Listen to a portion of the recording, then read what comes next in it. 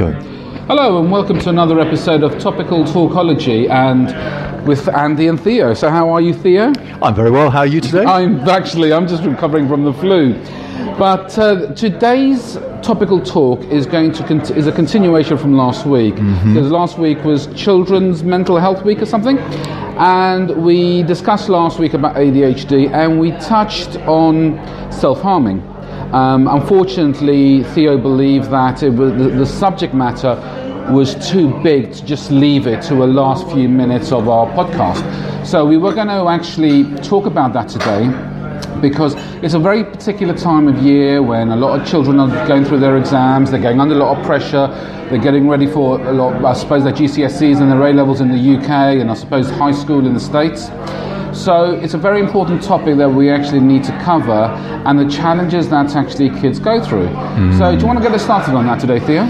Self-harming is a very controversial issue, obviously, and it's certainly in girls, it's increased 5 times in the last 10 years or so in terms of self-harmers actually going to casualty. Just get some clarity. Is it more prevalent in girls than it is in boys?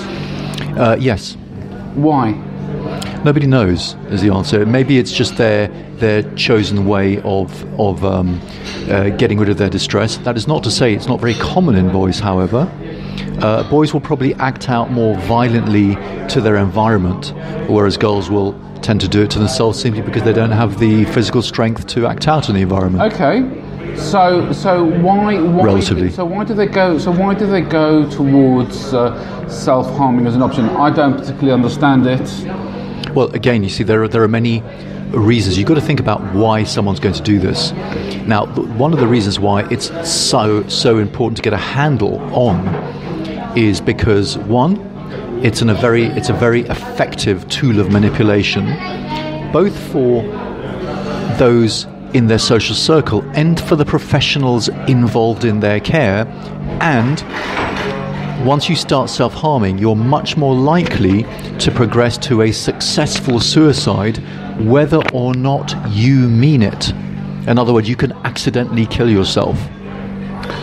So if we go back for a second to the manipulation, in other words, once someone, because the idea of harming yourself, often with knives, is capable of causing so much concern in those who care for you, then clearly those who care for you are going to want to make sure you stop self-harming. So it's a way of crying for attention. It's like a baby crying. A baby wants attention, and he wants his or her needs met.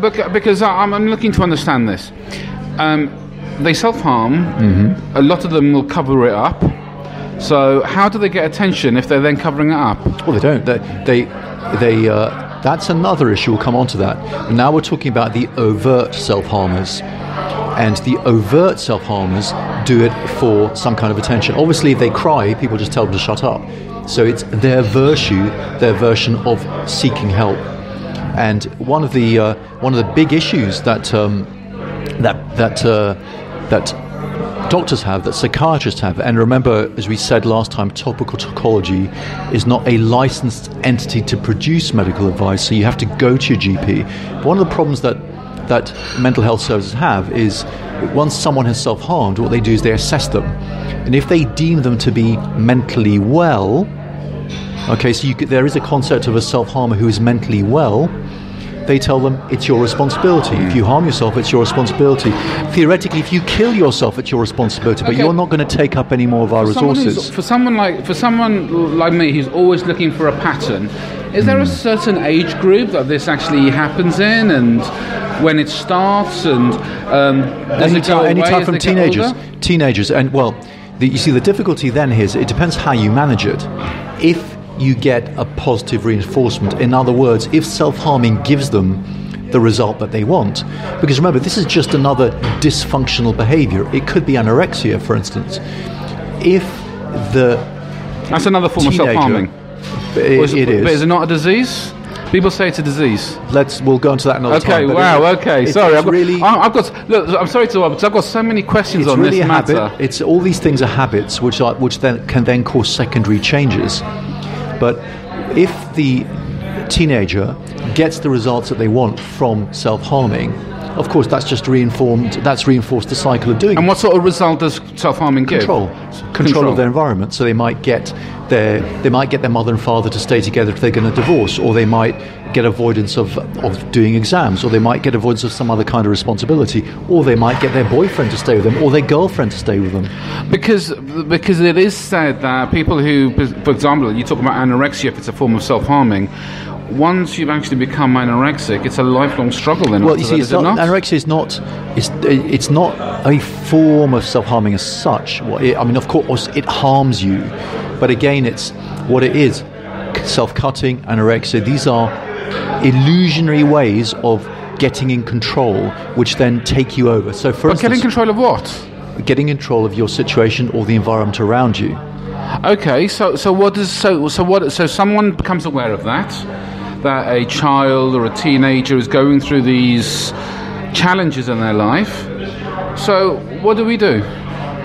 Well, that's the difficulty. Unless you nip it in the bud very early on, it then takes on a life of its own. And even mental health services have often great difficulty in coping with it, because not only are the people master manipulators, but then what happens is they can then get addicted to self-harming. So sometimes it then doesn't end up being a tool of manipulation, it just ends up being it's something you're addicted to. Why? Because when you cut yourself, you often get endorphins released, same things that you produce when you exercise, and it gives you a high. But it's only a short-term high, so you have to keep on cutting yourself. And many years ago, when I actually read up on the theory, I thought, okay, why don't we use what we give heroin addicts? So heroin addicts, we give a opiate antagonist. So heroin is an opiate, and what you do is you give an addict an antagonist such as naloxone, naltrexone, and it blocks the effect. And sometimes you can use it as a tool. For instance, if you're seeing someone in outpatients, you can warn them at some point you're going to give them a naltrexone challenge, and it'll put them into instant withdrawal if they're not behaving themselves and staying off their medication. So I gave a self-harmer naltrexone, and I explained it to her, and she stopped harming. She tried to harm, but I said to her, why do you stop? She said, well, now it just hurts. It hurts too much. I don't enjoy it. Okay. So you get this very interesting result where you can get addicted to it.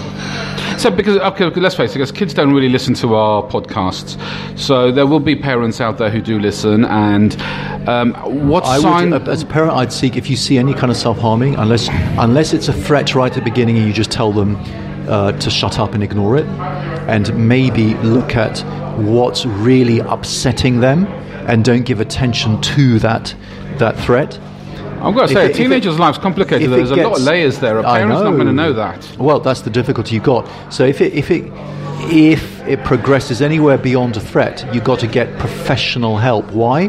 Because, as we said last week, parents are not the best people to look after their kids because they love them. So instinctually, they will do the first thing they can to reduce their own anxiety, which will mean that they'll be manipulated by their kids very easily. So the kid self-harm, for example, a pattern would be a kid self-harms to get attention. Mm-hmm. The parent realizes, gives the child attention, and all of a sudden that becomes a reward mechanism for the child.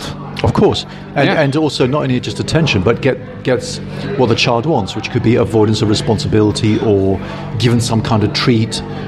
There could be any form of secondary reinforcement. So you said earlier, right at the beginning of this podcast, that the numbers have increased massively.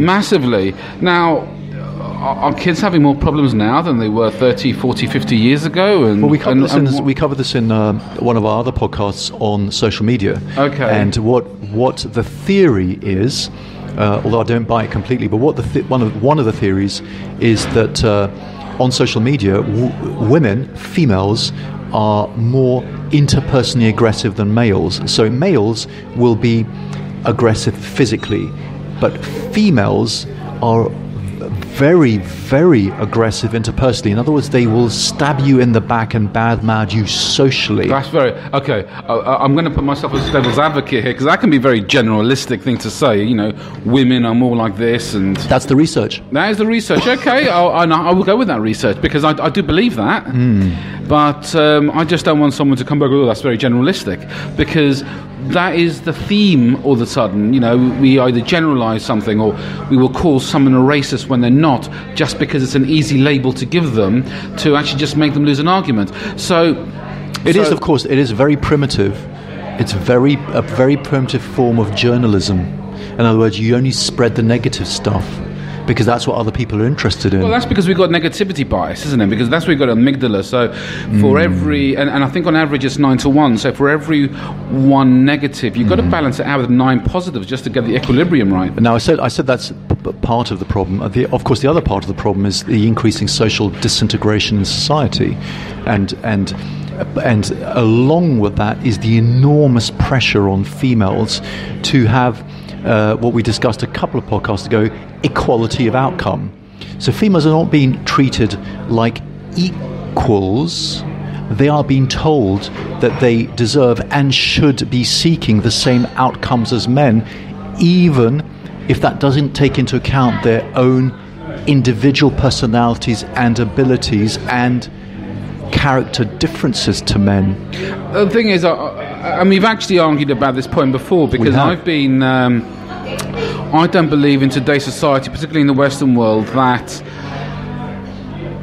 you can't actually have, because of the cost of things now, you've got to have both partners actually working, both male and female working. To become a homemaker, if you want to call it whatever sex, is not affordable anymore. In fact, I saw an article today in the newspaper that millennials are now priced out of the middle housing market.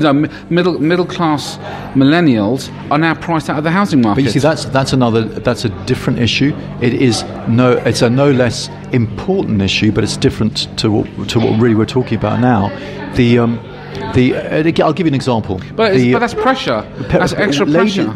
We are simply animals, and we are on this planet to reproduce. That's it. And we get our main sense of fulfillment from families and having children.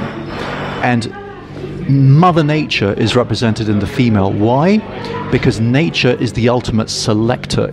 We've evolved through natural selection, and females are very Darwinian of you. Females are the ultimate selectors. If a female doesn't want to mate with you, she won't. Females choose. They are the ultimate Darwinian selectors. Okay. And that is their role in evolutionary terms. Now, if we're telling ladies, forget all of that, you should also be having a career, because that's where you're going to get your fulfillment, and also, by the way, don't forget to have your family. Did anyone tell them that 2% of jobs are a career? 2%. The rest are defined as a job, and a job is defined as something you wouldn't do unless you were paid, and most of the time you don't like it. And these ladies, therefore, who are pushed to pursue their careers, end up in their mid to late 30s, where they now have to compete with much younger women for the attention of men who are suitable. Okay? They end up alone, childless, and unhappy doing something they don't particularly enjoy. Actually, there's about 75% of women, or not women actually, employees who are actually disengaged in the job market, and that's been the case for a while, because they're not doing what they want to do. Okay. They're doing it out of necessity, out of scarcity, and things like this. Let's not divert too much from the child aspect. We need to go back. We are going to discuss this on a later podcast, and we have touched on it. And the one good thing about doing these podcasts is it opens up a door that can actually that takes us to another subject matter, and we're going to be covering that in the next couple of weeks, probably a little bit longer. However, I want to come back. We want to come back to talking about mental health and things like this, because one thing that's come up in the news in the last couple of weeks, actually yesterday, was this Florida shooting where this Nicholas Cruz, I think his name was, went into a school. He was 19 years old, a school from he was expelled from, and actually shot 17 kids. With known mental health issues. and the police had apparently suspected him. He had no mental health issues? He did. He had known mental health issues. Known? I thought he said known. No, known mental health. So he had And known. of course, last week, let's not forget that people in the